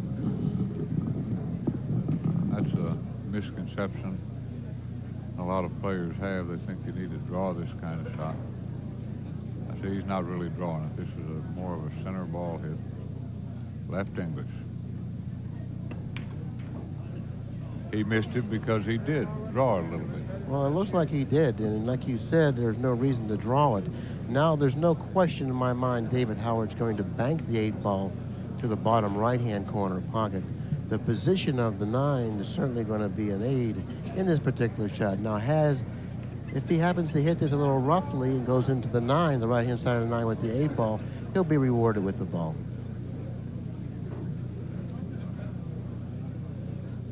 You shoot this with a medium speed, though. No reason to shoot it hard.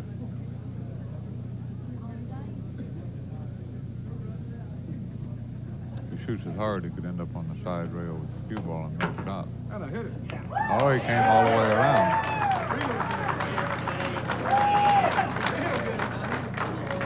Now, you know what we saw there, don't you?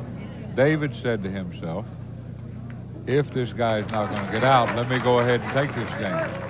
Well, I tell you, Buddy has been faltering here in the latter part of this match. He missed the 7. He missed the 8-9 billiard. Is that your girlfriend there, or is it a different Yeah, one? this is the girl that I would love just to have some dinner with. Wendy? Okay, look at the camera over here. I want to get a shot at you.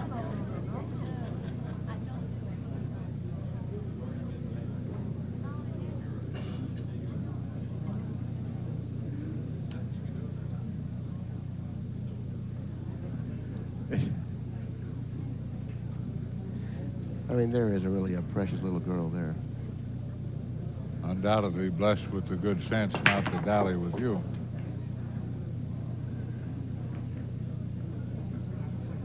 All right, he's perfect on the 2-ball. The 5-ball is the problem. Okay, now the 2-ball is under the foot spot, the 3 in front of the left-hand side. The 4-ball is underneath the 2-ball, but the 5 and the 7 are the 2 balls on top of the cue ball that are kind of like tied up. Well, he'd like to get an angle to get about straight in on the 4-ball where he could just follow over and play the 5 in the far right-hand corner, I believe.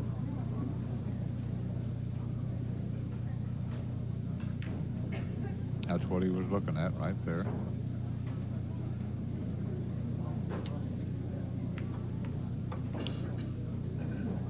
Now he's going to try to draw this out a little bit. Not much draw, just enough to get around the 9, like so. Oh, I'm worried about hitting the 5-ball. But he did not obtain a real good angle. Now, what he could play this 3 or 4 different ways. I kind of like going 2 rails with draw and right English, actually 3 rails, and coming inside the 6. Now, if he gets straight in on the 4, he can play position for the 5. If he gets a little below the 4, he could go into the 7-ball. He'll want to go all the way over by the right corner. He's playing it long. I kind of like the way he played it also. He could have went into the 9 that way too and still ended up with the shot. And he didn't really run the risk of scratching. No, he didn't. Made a nice shot.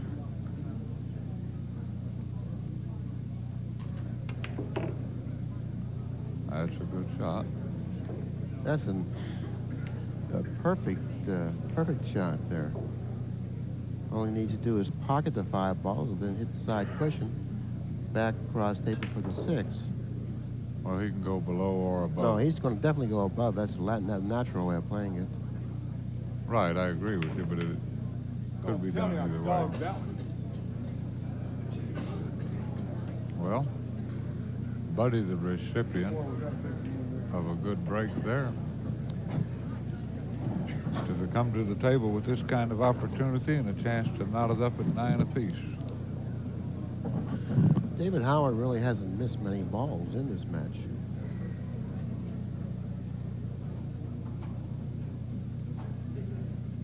Just kind of punch this out. 1 rail. 2 rails. No, he should go around the 7 for position in the lower right-hand corner pocket. That's the that shot lays natural. Always look for the natural shot, the natural angle. Around the 7 for position in the lower right-hand corner. No, he'll just do the same here or draw it, whatever he feels more comfortable in doing. And he has elected to go to the high ball, and once again around the 9 for position, same pocket. And once again, it looks like we're going to have a tied-up match. Now with the score being 9 games apiece.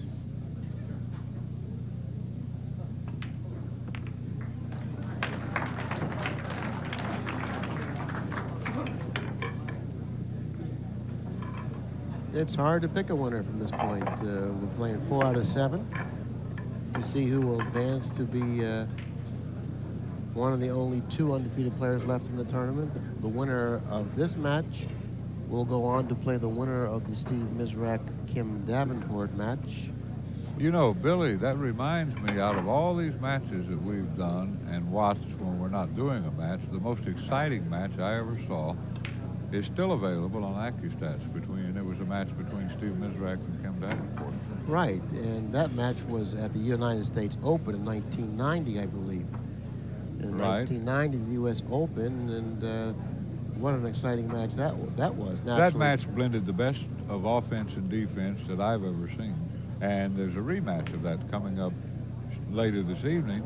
And of course, if anybody cares to order this or any of a host of other great events and matches, they have only to call 1-800-828-0397.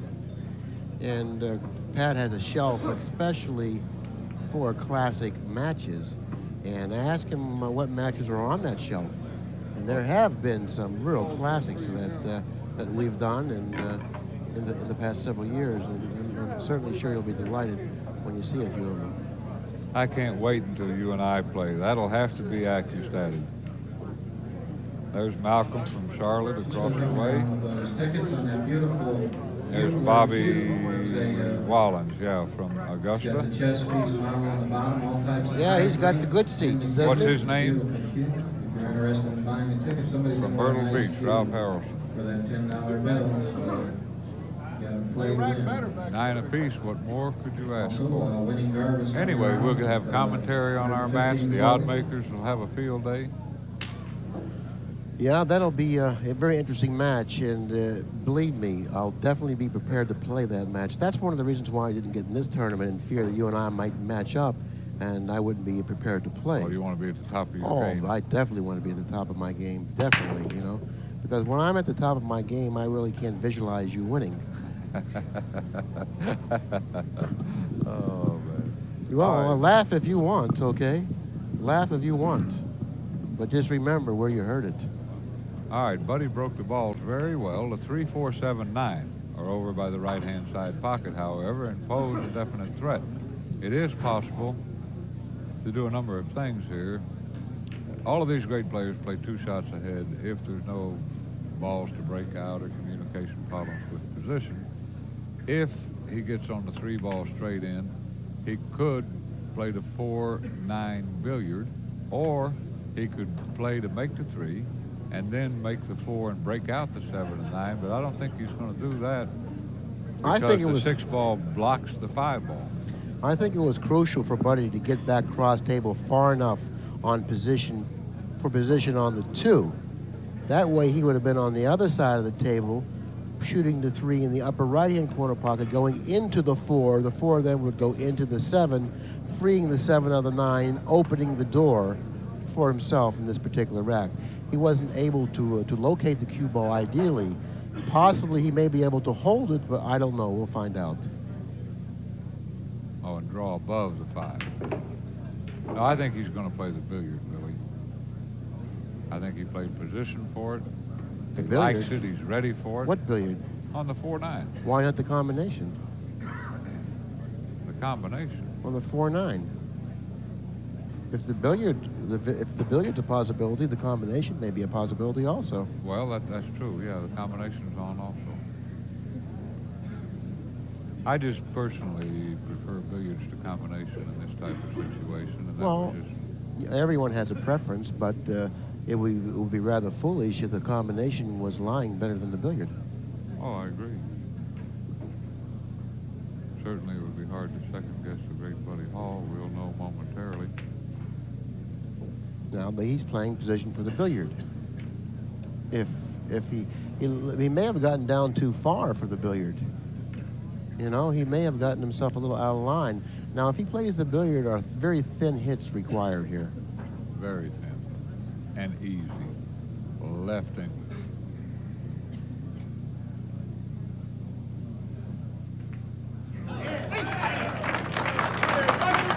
I think he had it in his mind to play for the billiard all the way. That was my... Well, there's no question in my mind that he had that in his mind. The billiard he struck very nicely and it went in rather easily, so therefore the billiard was the score, 10-9, in favor of Buddy Hall. The optimal shot there. The billiard was definitely the shot. And Buddy takes the lead in the match now, with the score being 10-9. Okay, now Mike Siegel just walked into the arena, one of the three only undefeated players left in the tournament. Mike, of course, a total stranger to the microphone. He's always at a loss for words.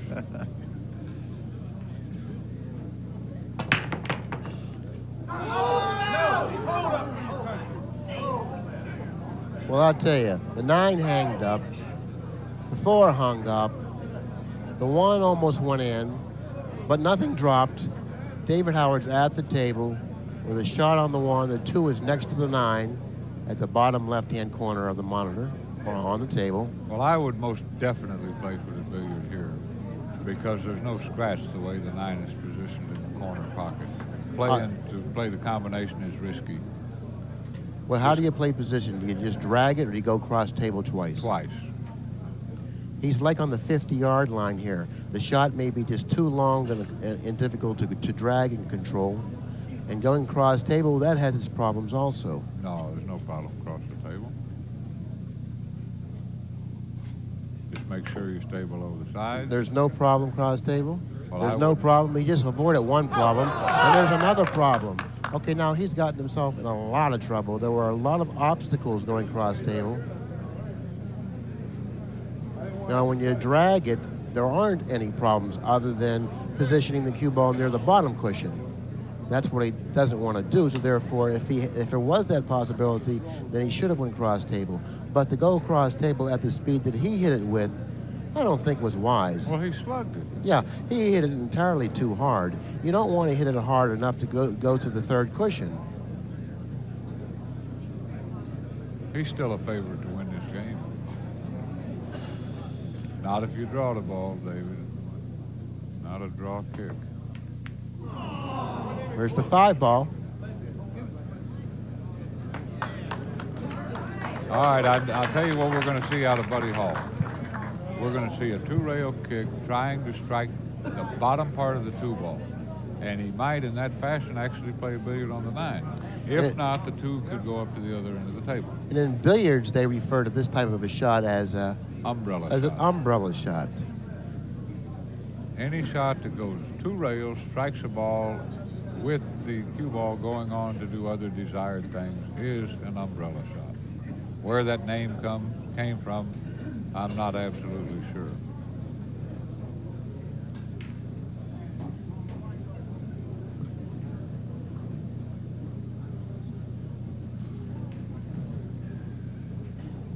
Well, Sue tells me that that's because the shot kind of spreads out and looks like an umbrella. Her theory may not be without merit. I'm not qualified to comment on that, having been unable to fathom the machinations of the female mind lo these past 40 years. But that's another story. We'll take that up at the bar. No, there's plenty of merit in what she says, and it does have the design of an umbrella, of the top of an umbrella.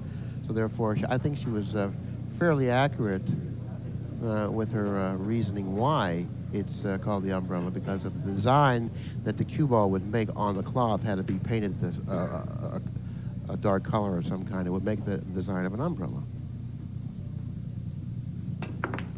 Now he tried that shot. And also Buddy found the spot for the 2 ball in back of another ball. So therefore, he returned the favor of hooking David. 3 consecutive safeties, each more potent than his predecessor. Now that 4 ball is very makeable, but he Well, has here's to hit the another bottom umbrella. cushion. 2 rails, the 2. Yeah, he has hit the bottom cushion. He went around. Now the 6 ball must clear the path of the 3 to the 9 for Buddy to like it, and he does. I like just playing the 2. Forget about the 4 right now. Just play the 2 in the other pocket, Right, I playing like that position too. for the 3-9 combination. There's no reason to do this. Oh, he's going to play both balls. That's just about as good. That's just as good. That's even better, because I don't think I could have placed the cue ball any better than what he has. Now just stop the cue ball, shoot the 3 into the 9, and notch this game on your side of the ledger.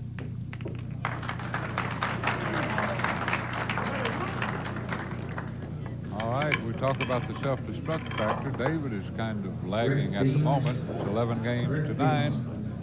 Buddy Hall. And like you mentioned, it'd be hard-pressed to pick a winner of this match back in game number 16 when it was tied up at 8 games apiece. And since then, it's been Buddy Hall is the one who has taken control, winning 2 out of the next 3 games. I should say 3 out of the next 4 games, taking 2-game advantage at 11 games to 9. I mean, if it wasn't for that, I'd have shot the 1 ball a different way.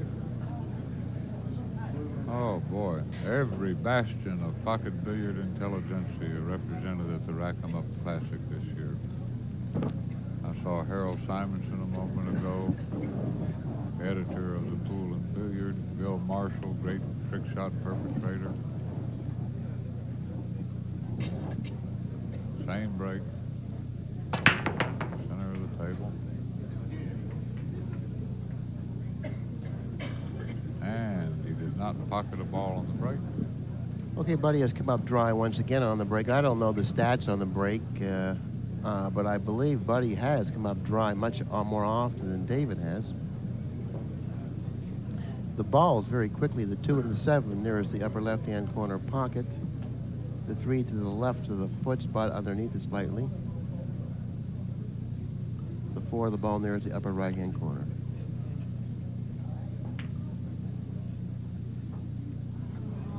David shows signs of weakening here in the later part of the match. Well, how can you and I sit in judgment in that capacity? We've weakened so many times collectively that it defies description. Well, you know, it's nothing unusual for you or I to weaken, but for David Howard or Buddy Hall, that's worthy of conversation. Steve Miserak threading his way into the tournament pit to prepare for combat. There he is, readying his arsenal of weapons.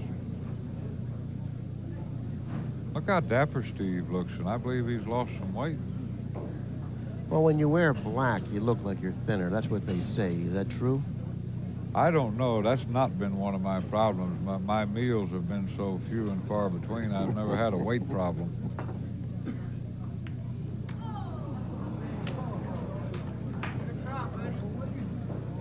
It's hard to believe exactly that he was able to hit the 1 without putting it in the pocket. All right, now how does he get on the 2-7 combination, which appears to be his only reasonable You just draw choice? it straight back. You draw it straight back up the table toward a 2. You try to draw it to the end cushion. How easily those words leave your lips. Pressure situation, the length of the table. He's going around the 9 up to the side pocket, which is probably a better shot.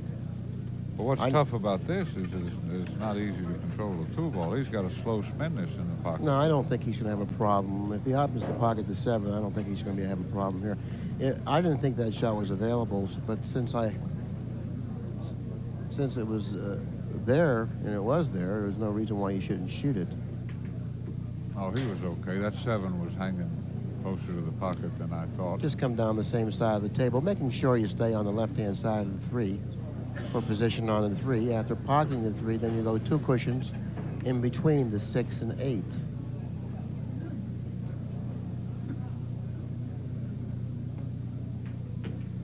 All right, that's a nice shot. The ball seems to be leaning in toward the cushions, the side cushions. Now that ball drifted about a good 2 inches there coming down the table. Well, that could be Peter Rabbit. I don't know. You know about that, of course. No, I don't. Well, Peter Rabbit believes in reincarnation, and when he dies, he wants to come back as a cue ball to cause utter consternation to those who have troubled him over the years. And he numbers you among that elite list, Yeah, right. I might add. Yeah, right.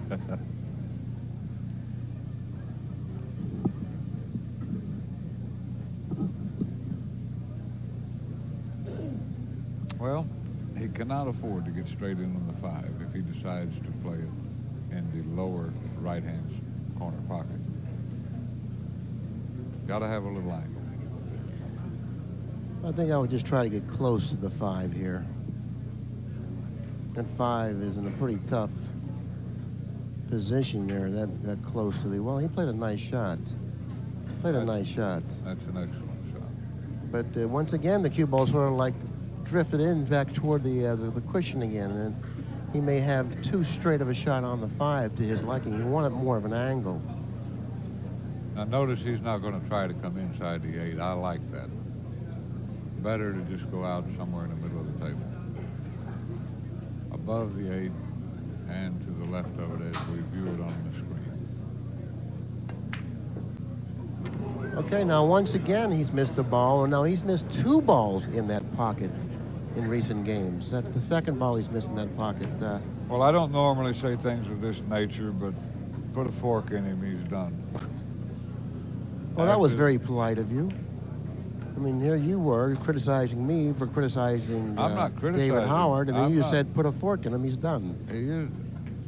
Well, you know, I mean, why don't you just tell it like it is? Well, I'm just telling the honest truth. I think this match is history, finito, done over, finished, spent.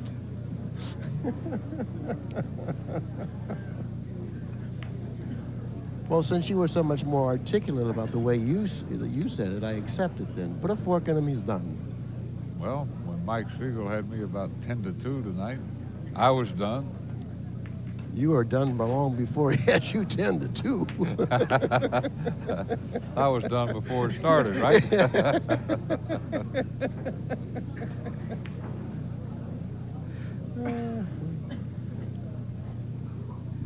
Yeah, even though Buddy has fallen short of the mark, he really hasn't created much of a problem for himself. He only has to do is hit the bottom cushion. Now, he doesn't want to hit this with the speed to scratch, even though he can control the cue ball and send it directly into the side cushion off the bottom cushion.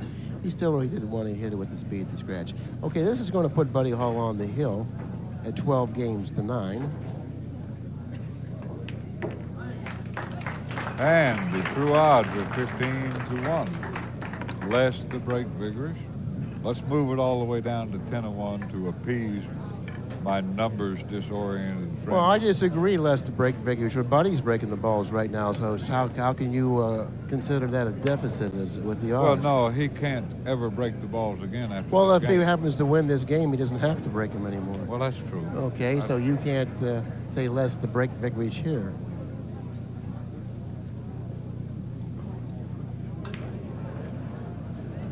Right. Right. Well, that's right. That's another break here.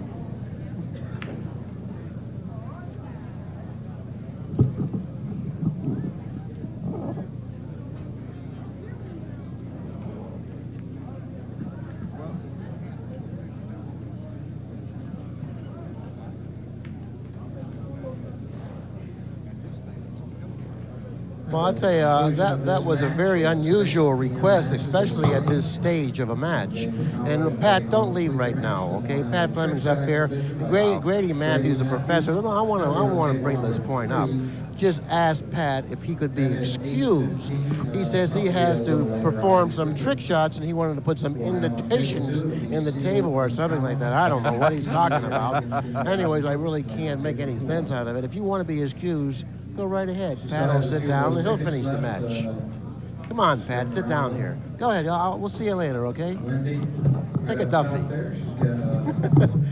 Stick a fork in him is going now. He's leaving. It's been a pleasure up to the last minute or so.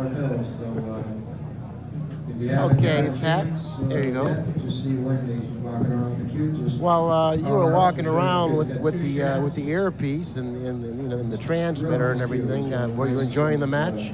Well, I finally got a break, and now you're putting me back to work. Well, really, this isn't what I consider work, you know, sitting next to a person or sitting next to people that you enjoy talking with, you know. It seems to be more of a socializing event. It means I work every week and you have fun during the week. No, that means that you're having fun now. Well, it is unusual to be up here, and it's kind of fun. Yeah, isn't it? Kind of fun. I haven't done anything. I just sit here talking to you. And then you can listen to the occasional comments by Rick Bully. Rick's going to accuse me of goofing off. No, I don't think so. He knows what's happening here. He knows how much effort and work you and also himself have put into this project. And the score is 12-9 in favor of Buddy Hall. If you've been watching the match, David Howard seems to have, of lately, he seems to have like started Fallen to apart. weaken a little bit, you know, and opening the door for Buddy Hall in quite a few of these late games.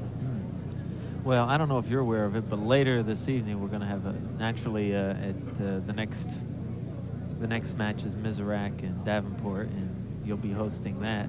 But then you're going to take a break, and we got Pretty Boy Floyd doing the 10:30 match. Oh, is that right? Well, that's good. That's Yeah. good. So I don't know who his guest is going to be. I don't even know who the match is going to be, but it should be interesting. Yeah, I would like to walk around with the earpiece for that match. As he is now. Yes, as he is now. And is Floyd in the room anywhere? Can you know where Let's see, Floyd there's is? Pretty Boy right over there. David Howard.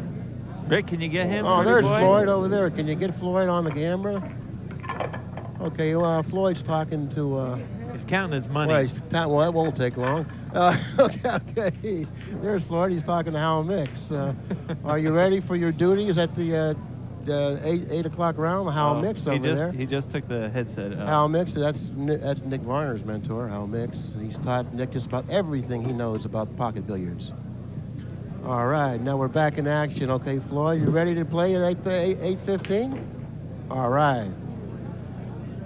Okay, here it is. Buddy Hall's last opportunity to break the balls. He leads in the match 12-9, needing only one more game to put him in the finals, or I should say, the semifinals. Has Buddy been breaking from that point the whole set, or has Just he moved about. over? And that's the position that he's been breaking from. And no, he hasn't really experienced really that great of success breaking from that position. And once again, he's come up dry on the break. And I thought perhaps that several times during the match he probably should have changed the position, breaking the balls. Oh, Lord. David has totally blown it. He's lost total concentration. He seems like he's very easily distracted. He really hasn't given much of an effort the last couple racks. They're missing the 5 ball, missing the 1 ball. And it all started at 9-9, I think. Right about 9-9. Yeah, the score was. that's when he started to unravel with the score being 9 apiece. Certainly, to Buddy's delightment. Okay, very quickly, there's a lot of balls that have gathered around the foot spot. The 4 ball is the ball that's to the left of the 7, which is located on the foot spot.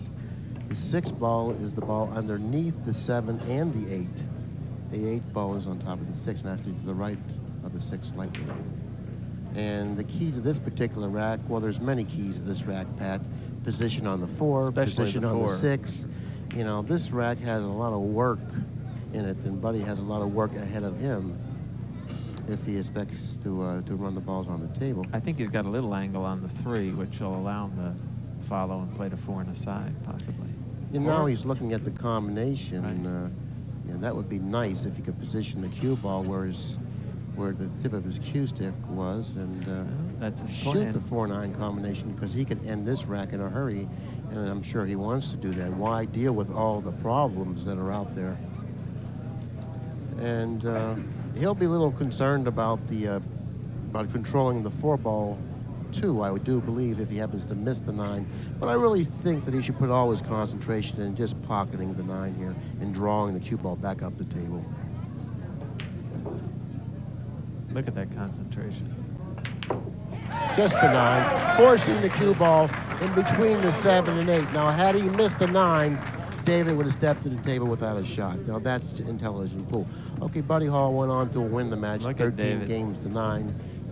David Howard was totally distracted. We're going to have the Grady Mathews Trick Shot Show. The last several games of the match. Number 3 in just a couple of But seconds. in the meantime, Buddy Hall advances in the Also, tournament. He'll be only one of 2 undefeated players left in the tournament after the Davenport and Mizurek match. So he's guaranteed third place. Guaranteed third place. Doesn't right. look like he's going to be working the booth much. No, it doesn't. No. Sad to say, he's always a welcome. He's welcome always guest, welcome, indeed. you know, by me and also naturally by the He's one of viewers out there. one of the viewers' favorite guests that you have. Well, there's Yes.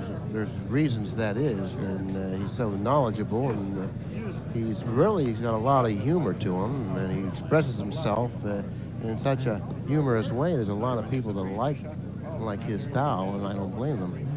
Both Well, on and off the table. We are running late. We got another match coming up right away. There's no time for an interview. So Okay, well, we'll just wrap this one up. Now, Pat's here, so he's not by the phone. But by the time this tape gets to you, he'll be by the phone, and he's waiting for you to call him at 1-800-828-0397. So, Pat, it's been a pleasure doing this last game with you. Oh, my pleasure. And I'm looking forward to doing another game with you sometime in the future. Oh, in the far future. Okay, give Thanks Pat again. a call.